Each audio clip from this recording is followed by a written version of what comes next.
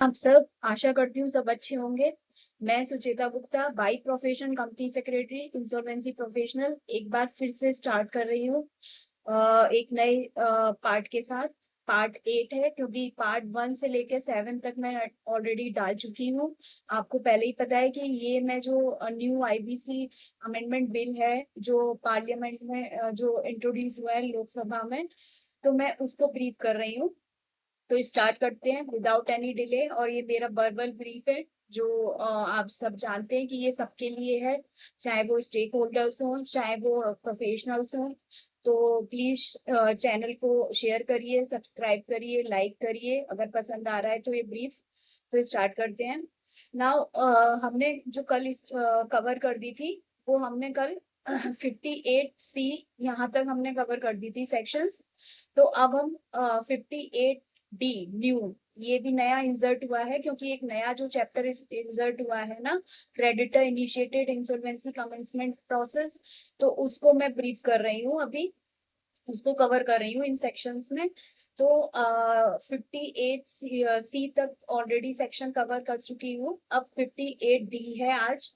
तो इसमें 58D से स्टार्ट करते हैं। इसमें लिखा है, क्या कहता है ये सेक्शन कि 58D subsection 1, subject two subsection 2, यानी subsection 2, the creditor initiated insolvency resolution process shall be completed within a period of 150 days। तो इन्होंने एक पीरियड बता दिया, जैसे कि हम सब जानते हैं CIRP प्रोसेस हो उसमें भी पीरियड प्रिस्क्राइब्ड है, लिक्विडेशन प्रोसेस है उसमें भी पीरियड प्रिस्क्राइब्ड है।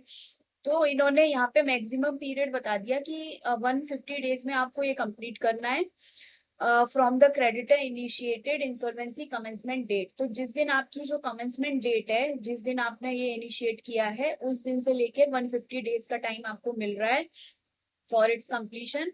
अब the adjudicating authority may on application made by the RP with the approval of the committee of creditors by a vote of not less than 66% of the voting share extend the period of not more than 45 days। तो इसमें एक extension मिल सकता है period का, पर उसके लिए हमें क्या चाहिए, 66% की वोटिंग चाहिए सारे क्रेडिटर्स की, कमिटी ऑफ क्रेडिटर्स की। और तब हमें 45 डेज का ये एक्सटेंशन दे देंगे, जैसा कि हमें CIRP में 90 डेज का मिलता है, तो यहाँ पे 45 डेज का अलाउ हो जाएगा। And provided that any extension of the period of the creditor initiated insolvency resolution process under this section shall not be granted more than once। तो जो ये पीरियड आपको मिलेगा वो सिर्फ एक बार ही मिलेगा, बार बार नहीं मिलेगा, एक बार ही मिलेगा। ये तो CIRP में भी लिखा हुआ है प्रोसेस में कि ये एक ही बार अलाउड होगा। where no resolution plan is approved by the committee of creditors within the period stipulated under subsection 1 और the extended period under subsection 2। Suppose करिए कोई प्लान अप्रूव ही नहीं किया कमिटी ऑफ क्रेडिटर ने, 150 डेज में भी अप्रूव नहीं हुआ, उसके बाद में 45 डेज मिल गए उसमें भी अप्रूव नहीं हुआ, तो अब क्या करेगी, adjudicating authority shall pass an order under subsection 1 of section H 58H। तो अभी 58H पढ़ेंगे इसके नीचे, तो उसके अकॉर्डिंग NCLT एक ऑर्डर पास कर देगी। अब सेक्शन 58E ये भी नया इंसर्टेड है। तो ये क्या कहता है 58E, the resolution professionals shall exercise and perform following power and duties। जैसे कि हम पढ़ते हैं सेक्शन 18 है CIRP वगैरह के केस में, तो ऐसे ही इन्होंने यहाँ पे भी एक सेक्शन ले आए हैं कि what will be the duty of the RP। So the RP shall exercise and perform the following power and duties during the creditor initiated insolvency resolution process period in such manner subject to such condition as may be specified।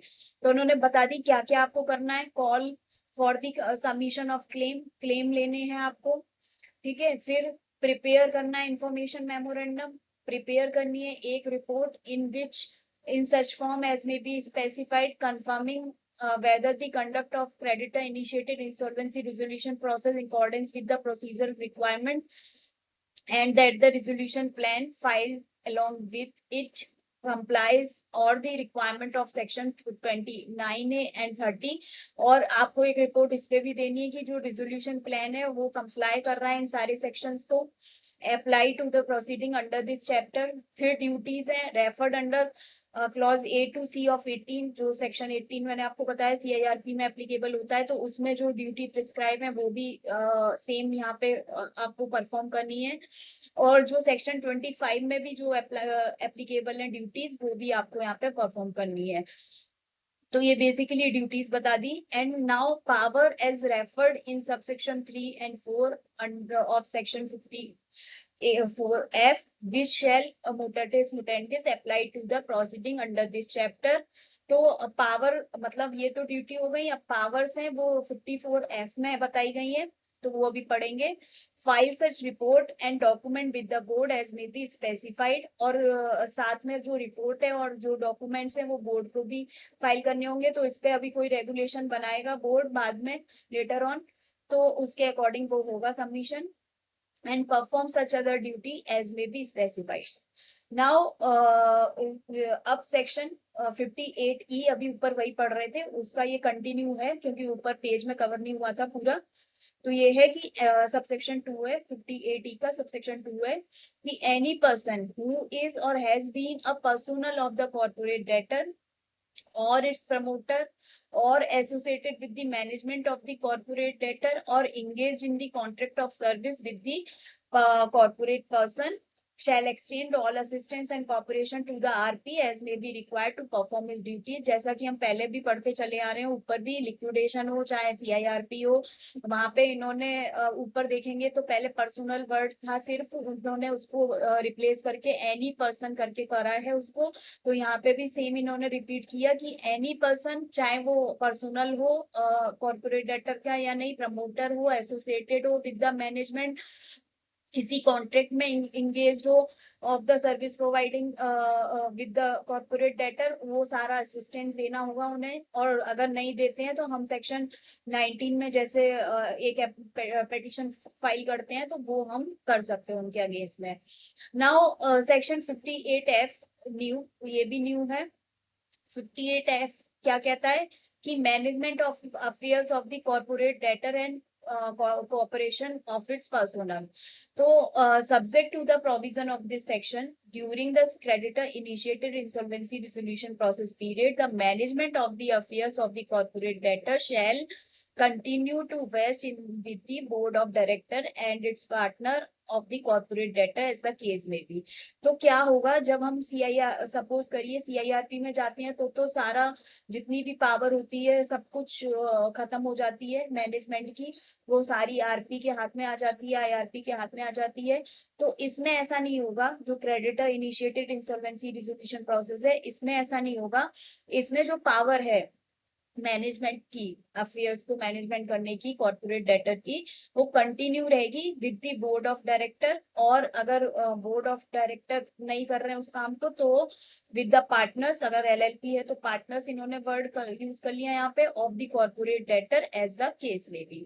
तो वो या board of director जैसे पहले manage कर रहे थे वैसी company को अभी करेंगे, अगर पार्टनर्स हैं तो वो जैसे पहले मैनेज कर रहे थे वो अभी भी करेंगे। And the provision of section 58H shall mutatis mutandis apply to the proceeding under this chapter। तो बाकी जो प्रोविजन है वो 58H के वो यहाँ पे भी अप्लाई होंगे। तो अभी 58H अभी पढ़ते हैं। नॉट, अब सबसेक्शन 2 क्या कहता है इसका कि notwithstanding anything contained in any other law from the creditor initiated insolvency date, the resolution professional shall attend meeting of the member board of director and committee of director. तो जो RP होंगे, जो IRP RP appoint हुए हैं इस process में, वो क्या करेंगे, वो सारी मीटिंग अटेंड करेंगे, चाहे वो मेंबर्स की हो, चाहे शेयर होल्डर्स की हो, चाहे बोर्ड ऑफ डायरेक्टर्स की हो, चाहे कमिटी ऑफ डायरेक्टर्स की हो, चाहे पार्टनर्स की हो, अगर LLP है तो of the corporate debtor. And he shall have the right, और उनको क्या राइट होगा, to reject any resolutions passed in these meetings subject to such condition and in such manner as may be specified। तो उनको क्या right होगा कि वो रिजेक्ट कर सकते हैं रेजोल्यूशन को जो भी पास हो रहा है इस मीटिंग में, ठीक है, सब्जेक्ट टू सच कंडीशन। और वो कंडीशन क्या रहेंगी वो बाद में रूल्स रेगुलेशंस में प्रिस्क्राइब होंगी as may be specified. And once he reject the resolution, अगर उन्होंने एक बार रिजोल्यूशन को रिजेक्ट कर दिया तो इट मीन्स कि ये रिजोल्यूशन अप्रूव नहीं हो पाएगा। तो यहाँ पे अगर ड्यूटीज दी गई हैं RP को तो साथ साथ में पावर भी दी गई है जो बहुत जरूरी है। तो नाउ सेक्शन 58F, ये इसका ऊपर का कंटिन्यू पार्ट है, क्योंकि अभी सबसेक्शन 2 तक कवर हो गया है। सबसेक्शन 3 क्या कहता है कि the promoter and the personal of the corporate debtor shell provide relevant information to the corporate debtor for preparing the information memorandum to the RP in such form and manner as may be within such period as may be specified, and where any person has sustained loss or damage or as a consequence of the omission of any material information, inclusion any misleading information or false information provided by such person, they shall be liable, and in this regard the provision of subsection 2 to 4 of section 56 shall apply to the proceeding under this chapter। तो मतलब जो भी promoter है, जो personal है, उनको information देनी पड़ेगी आरपी को कि वो अपना इंफॉर्मेशन मेमोरेंडम प्रिपेयर कर पाए इन सच फॉर्म में व्हाट एवर इज प्रिस्क्राइब्ड, है ना। और एंड वेयर कोई पर्सन हैज सस्टेन्ड लॉस और damage as a consequence of the omission of any material information, suppose करिए उन्होंने कोई मटेरियल इन्फॉर्मेशन जो जरूरत थी वो नहीं दी, तो इस केस में वो लाइबल भी होंगे फॉर द प्रोसीडिंग के लिए। नाउ सेक्शन 58G ये क्या कहता है, मोरेटोरियम का है। जैसे कि हमारे पास मोरेटोरियम उसमें भी है, जब हम CIRP में जाते हैं तो इन्होंने यहाँ पे भी मोरेटोरियम एक प्रिस्क्राइब किया है। तो 58G सबसेक्शन 1 ये क्या कहता है कि during the creditor initiated insolvency resolution process period the RP में after obtaining the approval, because यहाँ पे मे वर्ड यूज किया है, शैल नहीं किया है, कंपलसरी नहीं है, may, after obtaining the approval of the COC make an application to the adjudicating authority for the moratorium for the purpose referred in subsection 1 read with subsection 3 of section 14। तो जो section 14 जैसे CIRP में prescribed है उस हिसाब से वो moratorium के लिए अप्लाई कर सकते हैं। which shall mutatis mutandis apply to the proceeding under this chapter। तो जैसे सेक्शन 14 जब CIRP होता है तो जैसे वो अप्लाई करता है वहां पे, तो सेम यहाँ पे वो एप्लीकेबल हो जाएगा। अगर उन्होंने ऐसी कोई एप्लीकेशन फाइल कर दी AA को कि हमें ये मॉरेटोरियम चाहिए। Now provided that the RP में, यहाँ भी में है, file such application before the constitution of committee of creditor. तो ये कैसे, ये एप्लीकेशन कब फाइल कर सकते हैं, ये before the constitution of committee of creditor after obtaining the approval of the financial creditor of the corporate debtor belonging to the class of financial institution notified. तो जो भी इसके लिए अप्लाई करेंगे, मतलब जो इसमें भी वोटिंग लेनी पड़ेगी उन्हें मॉरेटोरियम अप्लाई करने के लिए, उसमें जो क्रेडिटर्स हैं, जो फाइनेंशियल क्रेडिटर हैं, वो कम से कम at least who represent not less than 51%। तो 51% की वोटिंग यहाँ भी चाहिए इस एप्लीकेशन को इस फाइल करने के लिए in such manner as may be specified. Now subsection 2 क्या कहता है 58G का कि where an application has been made under subsection 1 the moratorium for the purpose referred in subsection 1 read with this subsection this shall commence from the date of the application and continue to be in operation during the creditor initiated insolvency resolution. तो इसका मतलब ये हुआ कि जो जैसे moratorium automatic apply मतलब start हो जाता है जब हमारी CIRP की एडमिट हो जाती है एडमिशन, उस दिन से लेके 180 डेज या जब तक रिजोल्यूशन प्लान अप्रूव नहीं होता तब तक हमारा मॉरेटोरियम तब तक चलता रहता है और ऑटोमेटिक स्टार्ट हो जाता है।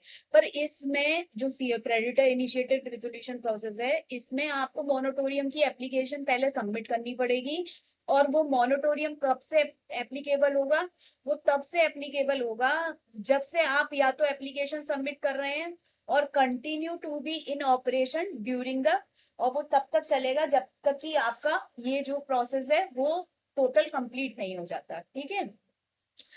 And the adjudicating authority may confirm the moratorium if it is satisfied that the moratorium is required for a proper and efficient conduct of the creditor initiated insolvency resolution process or reject the application।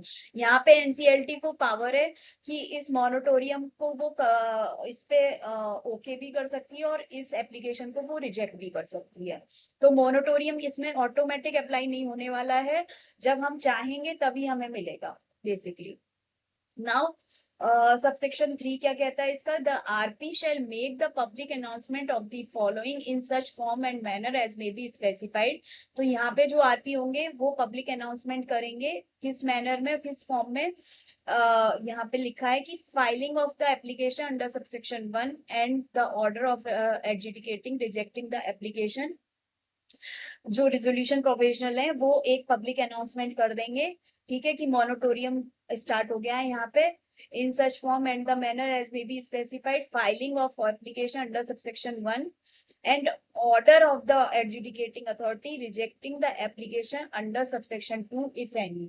तो जो ये application हमने file करी थी, ठीक है, उसके बाद में एक पब्लिक अनाउंसमेंट करना है। पर वो पब्लिक अनाउंसमेंट कब करना है, कि जो हमने एप्लीकेशन सपोज करिए सबसेक्शन 1 इसका जो कहता है कि एप्लीकेशन आपको मॉनिटोरियम फाइल करनी है, तो फाइलिंग ऑफ एप्लीकेशन वो फाइल कर दी हमने, and order start order pass हो गया कि हम रिजेक्ट कर रहे हैं इस एप्लीकेशन को और ये एप्लीकेशन आपकी अप्रूव नहीं हो रही है। तो उस केस में फिर क्या करेंगे कि the resolution professional shall make the public announcement of the following as the case में बी। तो ये पब्लिक अनाउंसमेंट दोनों केसेस में होगा, एप्लीकेशन फाइलिंग के केस में भी होगा और ऑर्डर जब रिजेक्टिंग हो रहा है ऑफ द एडजुडिकेटिंग अथॉरिटी का उस केस में भी होगा। नाउ सेक्शन 58H जो सबसे ज्यादा रेफर की गई है पास्ट प्रोविजन, अगर हम देखें तो ये बहुत इंपॉर्टेंट सेक्शन है। यहाँ पे क्या कह रहा है कि conversion of creditor initiated insolvency resolution process to CIRP, यानी जो क्रेडिटर वाली इंसॉल्वेंसी रिजोल्यूशन प्रोसेस है, जो ये नया प्रोसेस है, इसको हम कन्वर्ट भी करा सकते हैं सीआईआरपी में, ठीक है। जो हमारा ऑलरेडी सालों से जो सीआईआरपी प्रोसेस एग्जिस्ट है, हम उसमें कन्वर्ट करा सकते हैं। तो वो कब कन्वर्ट होगा, कि where the adjudicating authority does not receive the resolution plan. तो जहां पे एडजुडिकेटिंग अथॉरिटी ने को कोई रिजोल्यूशन प्लान ही नहीं भेजा गया फॉर द अप्रूवल के लिए विद इन द पीरियड, जो सेक्शन 58D में हम पीरियड पढ़ चुके हैं 150 डेज का और 45 फर्दर पीरियड, उसमें कोई रिजोल्यूशन प्लान ही नहीं आया। उसके बाद या तो ये, या फिर it satisfied that the corporate debtor और its personnel have failed to assist or cooperation with the resolution professional। और इनको लगता है कि जो ये कॉर्पोरेट डेटर के पर्सनल हैं वो कॉपरेट नहीं कर रहे हैं आरपी को, ठीक है, तो उस केस में ये कन्वर्ट कर देंगे सीआईआरपी में। और reject the resolution plan under subsection 2 of section 58J under read with this section as it shall by an order. तो ये रिजेक्ट कर या इनको समझ नहीं आ रहा है कि ये जो सेक्शन 31 कहता है कि ये कंडीशन कंप्लाई होनी चाहिए रिजोल्यूशन प्लान में, अगर वो फुलफिल नहीं हो रही है तो उसके बेसिस पे रिजेक्ट अगर कर देता है एडजुडिकेटिंग अथॉरिटी, तो उस केस में क्या करना होगा कि convert the creditor initiated insolvency resolution process to the CIRP under chapter 2। तो इसमें क्या होगा, अगर ये तीनों कंडीशन में कुछ होता है, ऐसी कोई कंडीशन आ जाती है, तो उस केस में जो क्रेडिटर इनिशिएटेड सीआईआरपी प्रोसेस है वो कन्वर्ट हो जाएगा सीआईआरपी प्रोसेस में जो चैप्टर 2 में प्रिस्क्राइब्ड है, एंड उसके जो प्रोविजन है वो सारे यहाँ पे फिर एप्लीकेबल हो जाएंगे। नाउ सेक्शन 58 वो 58H अभी कंटिन्यू है। इसका सबसेक्शन सब क्लॉज 2 क्या प्रोवाइड करता है कि decide the stage from which the CIRP shall commence after considering any recommendation of the committee of creditor made in such manner as may be specify. एक तो ऊपर वाली कंडीशन थी, या तो उनमें से कोई सेटिस्फाइड हो जाए तो वो कन्वर्ट हो जाएगा। दूसरा, एक ऐसी स्टेज भी हो सकती है जिसमें सीआईआरपी शैल कमेंस हो जाएंगी आफ्टर कंसीडरिंग, जहां पे कोई रिकमेंडेशन दे दिया कमिटी ऑफ क्रेडिटर ने, तो उस केस में वो चाहते हैं कि इसको सीआईआरपी में कन्वर्ट करो, तो उस केस में भी वो कन्वर्ट हो जाएगा। नाउ थर्ड जो है कि appoint the RP for the creditor initiated insolvency resolution process as the IRP और the RP for the CIRP as may be specified. तो जो रिजोल्यूशन प्रोफेशनल अपॉइंट थे for the creditor initiated insolvency resolution process के लिए वो as a IRP बन जाएंगे, और RP for the corporate insolvency resolution process के लिए as the case may be. Now declare a moratorium for the purpose referred to in section 14. और यहाँ पे क्या होगा, एक तो ये जब कन्वर्ट हो जाएगा CIRP में तो यहाँ पे ऑटोमेटिक अप्लाई हो जाएगा सेक्शन 14 मोनोटोरियम वाला.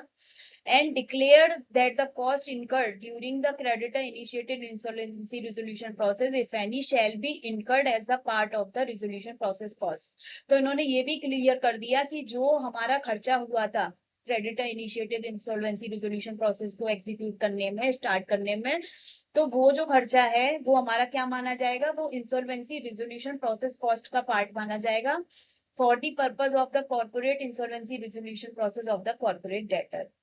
Now, where the committee of creditor at any time during the creditor initiated insolvency resolution process period by vote of not less than 66% of the voting shares resolved to convert the creditor initiated insolvency resolution process to the CIRP process in respect of the corporate debtor. तो जो committee of creditor है वो at any time मतलब किसी भी time during the creditor initiated insolvency resolution process पे अगर उसे लगता है कि इससे काम नहीं बन रहा है तो वो एक वोटिंग 66% की वोटिंग उस टाइम पे चाहिए होगी, वो कन्वर्ट कर सकती है इस प्रोसेस को CIRP प्रोसेस में.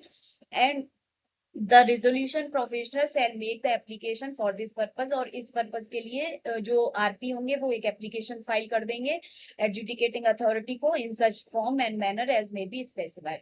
नाउ सबसेक्शन 58H का सबसेक्शन 3 क्या कहता है कि where the adjudicating authority passed an order to convert the creditor initiated insolvency resolution process to the CIRP process of this chapter 2, the proceeding initiated for an avoidance of transaction.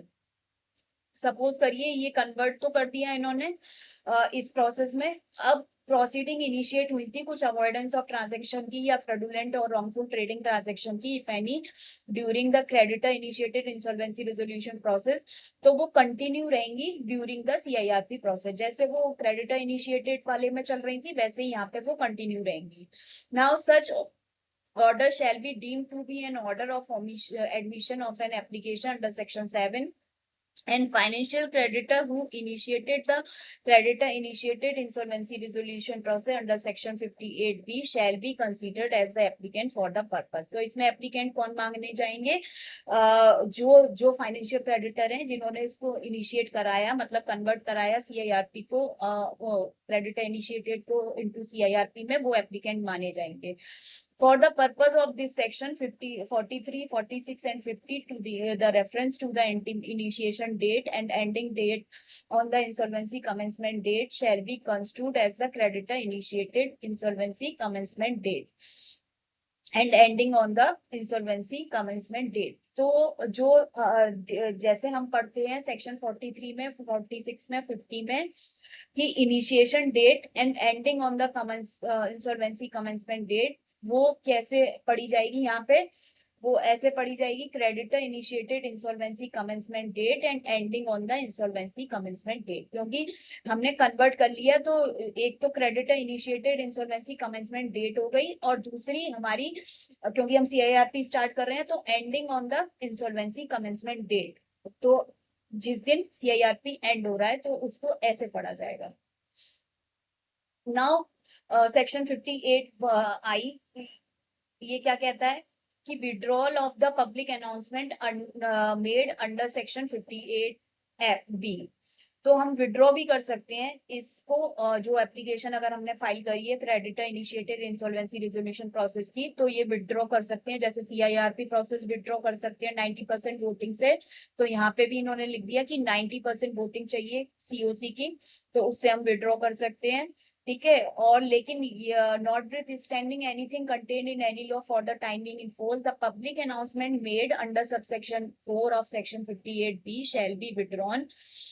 वो withdraw हो जाएगा. कब withdraw करना है हमें इसको, before the constitution of the COC, हमें COC बनाने से पहले इसको विड्रॉ कर लेना है, and after the first invitation of the resolution plan.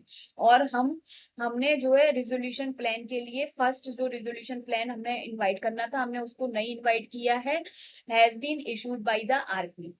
ठीक है, तो उससे पहले हमें विड्रॉ कर लेना है। And the adjudicating authority shall pass an order under subsection 1 within the period of 14 days. तो इस पे भी जो ऑर्डर पास करना होगा एडजुडिकेटिंग अथॉरिटी को, वो 14 डेज के अंदर पास करना होगा, और from the receipt of the application, provided that if the adjudicating authority shall not pass the order within such period, तो इनको रीजन देना पड़ेगा। जैसे कि हम सब में पढ़ते आ रहे हैं कि कहीं 30 डेज है, कहीं 14 डेज है, तो अगर उसमें ये पास नहीं कर रहे हैं एनसीएलटी, तो इनको क्या है, उस डिले का रीजन देना पड़ेगा इन राइटिंग।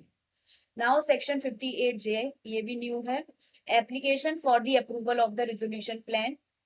तो इसमें जो रिजोल्यूशन प्लान की एप्लीकेशन फाइल करेंगे वो कैसे करेंगे, where the committee of creditor by vote of not less than 66%। और जगह आप देखोगे तो 51% वोटिंग चाहिए, पर जहाँ पे हमें रिजोल्यूशन प्लान पास करवाना है, अप्रूव करवाना है, या हमें कन्वर्ट कराना है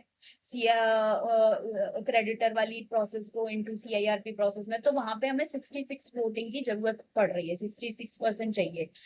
तो where the committee of creditor by a vote of not less than 66% of the voting of shares approve the resolution plan in accordance with the provision of section 30, the resolution professional shall submit such approved resolution plan to the adjudicating authority along with the report referred to in section in clause C of subsection 1 of section 5018।